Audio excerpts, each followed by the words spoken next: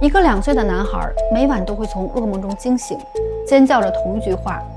飞机着火了，我出不来，快救我。可是他这辈子连飞机都还没有坐过，但他却说出了只有二战飞行员才知道的军事术语，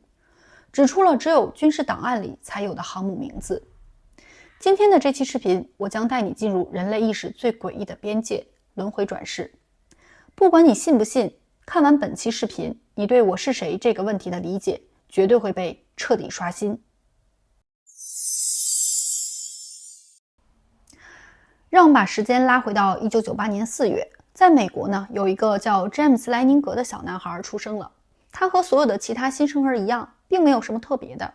每天也是吃吃睡睡，在父母的照顾下呢，慢慢长大。可是直到他2岁那年的一天晚上，半夜的哭声呢，吵醒了父母。小詹姆斯做噩梦了，他拼命地踢腿挣扎，并且还尖叫着同一句话：飞机着火了，我出不来，快救我。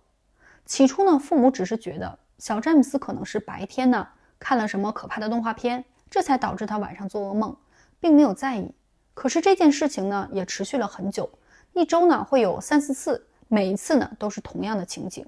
而接下来发生的事情却连他母亲也不淡定了。有一天，安德里亚带着小詹姆斯去逛商店，他随手呢就拿起了一个玩具飞机，指着这个飞机下面的零部件呢就说：你看，这下面还有一个炸弹。可是2岁的小詹姆斯呢就立刻皱起眉头，纠正他妈妈说：妈妈，那不是炸弹，那是副油箱。并且呢自己嘴里还嘟囔着说：我开过海盗式的战斗机，还吐槽这种战斗机呢在着陆的时候老是爆胎。这让安德里亚听的呢一愣一愣的，他甚至连副油箱是什么都不知道。可是回家之后一查呢，那还的确是2战战斗机机翼下面挂燃料的专业装置。可一个2岁的孩子怎么会知道这些呢？听到这里，你可能会觉得巧合嘛，小孩子看电视的时候就知道了嘛。但是接下来的事情却让他爸爸也不淡定了。詹姆斯开始疯狂地画飞机，不是那种小孩画的简笔画，是坠毁的螺旋桨战斗机，着火的航母，一张又一张。爸爸看着这些画就很好奇，小詹姆斯为什么会不停地画这样的画。终于呢，他忍不住去问小詹姆斯为什么要画这些画。在爸爸不停的追问下，也终于从小詹姆斯的口中拼凑出了事情的经过。小詹姆斯说，他是一个飞行员，开的是海盗式的战斗机，从一艘叫纳托马的船上起飞的，被日本人打中了，飞机着火了，他出不来。儿子的这些话让布鲁斯大为震惊，他是一个非常理性的人，他根本呢就不相信什么轮回转世，他觉得呢这些都是小孩子瞎编的话。于是他决定自己去查，想用事实证明呢小孩子说的这些呢都是假的。可是结果他打开档案的那一刻，手是抖的。2战的美国海军的确有一艘航母叫纳托马湾号，在太平洋战场上服役，而上面确实有一个飞行员叫杰克拉森，这个就是詹姆斯说的那个战友。而更炸的是，纳托马湾号在硫磺岛战役中只牺牲了一个飞行员，他叫詹姆斯·麦考瑞·休斯顿2世。1945年3月3日，硫磺岛的战役，21岁的休斯顿开着 F4U 海盗式的战斗机被日军击中，引擎起火，他没有能够逃出来，连人带机坠入了大海，遗骸都没有找到。而小詹姆斯每晚尖叫的那句话：飞机着火了，我出不来，跟休斯顿最后的时刻对上了。布鲁斯翻开了一本2战图册，指着硫磺岛的照片，小詹姆斯看了一眼，就指着那片海说：爸爸，我就是在那里被打下来的。后来布鲁斯找到了休斯顿唯一还在世的亲人，他70多岁的姐姐安妮。詹姆斯见到这个从未见过面的老人，竟然直接叫出了他的名字，甚至还说出了只有休斯顿家自己人才知道的事情。安妮当场就哭了，她看着眼前这个小男孩，她说她确信这个就是她50多年前战死在战场上的弟弟。面对着这一连串无法用巧合来解释的真相，布鲁斯的世界观彻底崩塌了。一个原本想去政委的爸爸，最后花了几年的时间，将所有的录音、笔记、军事档案整理出来，写了一部书，在2019年出版，叫《灵魂幸存者》。随着小詹姆斯的慢慢长大，那些噩梦慢慢的淡了，最终消失了。他和所有的其他孩子一样，过着平凡的童年。如果故事讲到这里就结束，已经够离谱了。可是詹姆斯只是第一个案例，而詹姆斯这样的案例呢，并不是孤立。远在弗尼吉亚大学呢，有一位精神病学的教授，他花了40多年的时间，整理了近3000个案例。而在他所有的调查当中呢，有一个案例至今无人破解。在印度的德里，有一个小女孩在4岁那年突然拒绝承认自己的父母。她叫香蒂·德维，1920年出生在德里的一个普通的家庭。4岁那年，她突然就像变了一个人，拒绝现在的父母，并且反复地说道：“这不是我的家，我真正的家在马图拉，我有自己的丈夫，还有一个刚出生的孩子。”她讲述自己呢，前世叫卢格迪，丈夫是当地有名的布商，皮肤很白，左脸颊上还长着一颗明显的肉瘤。而最让人头皮发麻的是，年纪小小的她竟然能准确地描述出女人生孩子的剧痛，以及自己呢是如何因为难产，在生下孩子仅仅10天之后就死去的。连医生听完这些细节之后呢，都目瞪口呆。这个绝对不是一个小女孩应该知道的事情，更不可能是她凭空编造出来的内容。而香蒂呢，开始疯狂地闹着要回马图拉，她甚至还策划了一场离家出走，试图呢独自徒步去找她记忆中的丈夫。在被找回之后呢，一位老师试探性地问她：“你说你有丈夫，那他叫什么名字呢？”因为在当时的印度，妻子当众地直呼丈夫的名字呢是大忌。香蒂犹豫了片刻，最终呢凑到老师的耳边，用一口流利的马图拉方言悄悄地说出了那个名字：潘迪特·卡达拉纳特·查布耶。老师半信半疑地按照这个名字和地址写了一封信，回信很快到了。马图拉的确有这样一位布商，而他的妻子卢格迪确实是在10年前难产去世的，而信上所有的细节都与香蒂的描述呢严丝合缝。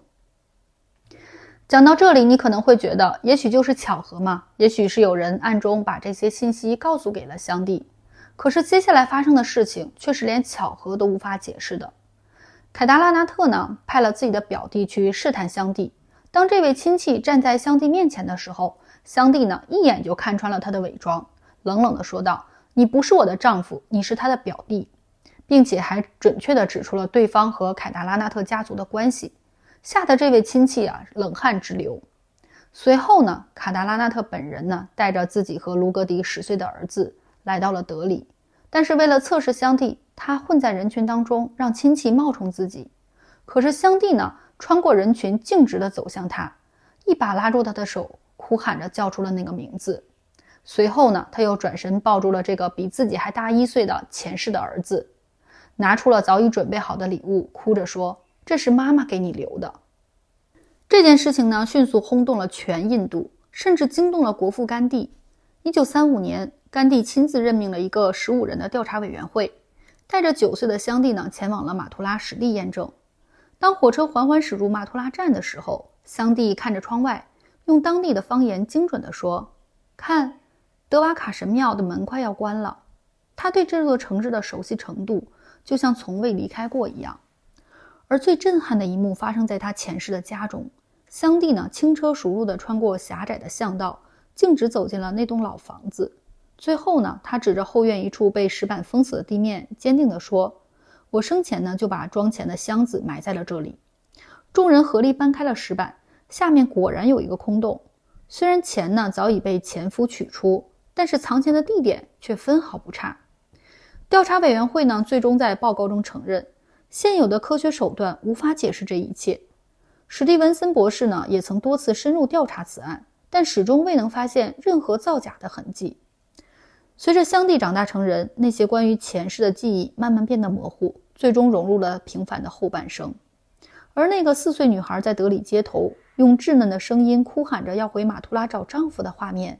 至今仍像一道无解的谜题，横亘在科学与未知的边界上。讲到这里，你可能会说，这些故事再离奇也都只是故事，万一都是编的呢？万一只是巧合呢？你说的这些问题我也问过，所以接下来我们不再看故事，我们来看一组数据。史蒂文森博士从他海量的数据里提炼出了一个让人大跌眼镜的数字，在那些宣称有前世记忆的孩子里，有高达 35% 的人，他们一出生身上就带着某种特殊的胎记或者是先天缺陷。而更离谱的是，这些物理印记的位置跟他们自己所描述的前世的致命伤有着直接的对应关系。我来给你举3个例子。一个泰国的小男孩，他一口咬定自己的前世是被人从背后开冷枪打死的，而不可思议的是，他后脑勺刚好有一个小小的圆圆的胎记，跟子弹射入的窗口特征一模一样。而他的前额有一块很大的不规则的胎记，这也吻合了子弹穿出头骨时造成的爆裂性的创口。而一个土耳其的男孩说，他的前世呢是被刀砍断了右手，他出生的时候右前臂就是缺失的。一个缅甸女孩胸口有一道细长的胎记，她说前世呢是被矛刺穿了心脏。这就像是一份多年前的验尸报告，直接变成了一张地图，精准地印在了一个新生儿的皮肤上。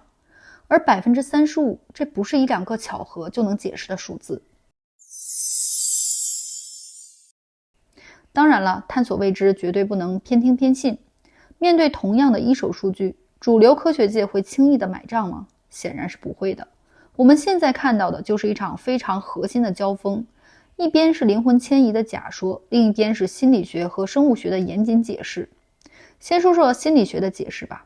心理学界的主流观点呢是隐性记忆和暗示效应。这是什么意思呢？就是说2到7岁的孩子，他的大脑呢就像海绵，对暗示的感受性呢极强。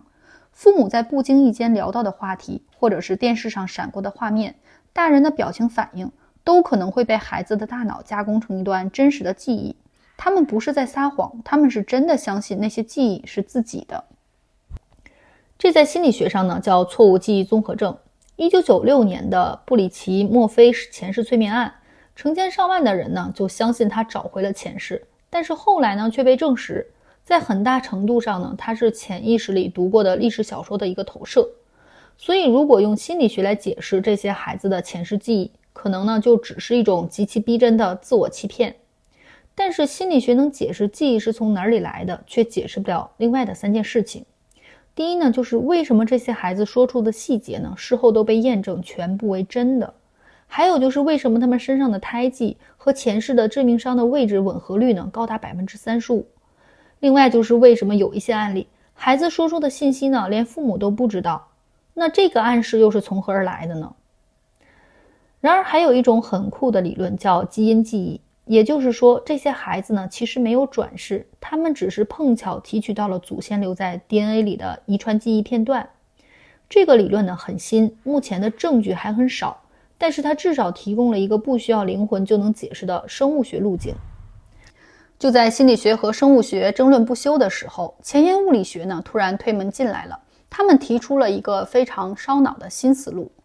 2020年的诺贝尔物理学奖得主罗杰·彭罗斯，他提出了一个极其大胆的假说。他认为呢，就是意识可能不是大脑的产物，它更像是插在电脑上的 U 盘。电脑坏了， U 盘拔下来，但是数据还在。如果说这个是真的，那死亡将不是终点，它更像是换了一台电脑。但目前呢，这个理论呢还只是假说，距离证实呢还非常的遥远。但在2020年代的实验中，确实在大脑的微管中观测到了这个量子效应，这扇门呢似乎也正在被慢慢的打开。说了这么多，我不想给你一个结论，因为我也没有。但是我想说最后一件事情，所有这些拥有前世记忆的孩子，大约在5到8岁的时候，他们关于前世的记忆都慢慢的消失了，它就像是一个开关被关掉了。詹姆斯不再记得那些噩梦，小香蒂也不再要回马图拉，而那些曾经让他们尖叫哭泣拼命想回去的地方，慢慢呢都变成了一个模糊的影子，消失在他们童年中。那这让我想起一个问题，你有没有过这样的经历？当你3、4岁的时候，你拉着大人的手，认认真真的说了一些事情，然而大人只是笑着摸着你的头说，小孩子瞎说什么呢？然后你就不再说了，再然后你就忘记了。其实我们每个人都是一个曾经什么都记得的孩子，只是没有人相信我们。如果你小时候也有无法解释的记忆，希望你在评论区写出来，也许你不是唯一一个。感谢收看本期视频，别忘了点赞关注，我们下期视频见。